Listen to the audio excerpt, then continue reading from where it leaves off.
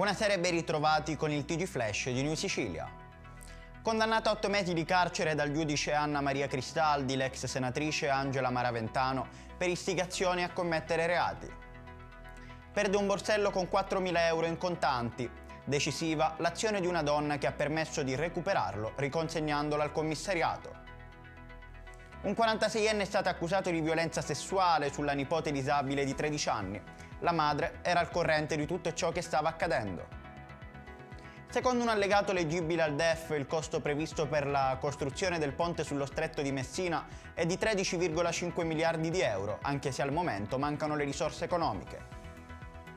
Si prevedono piogge sparse su tutta la Sicilia per la giornata di domani, 15 aprile 2023, insieme ad un abbassamento di temperature su tutte le province.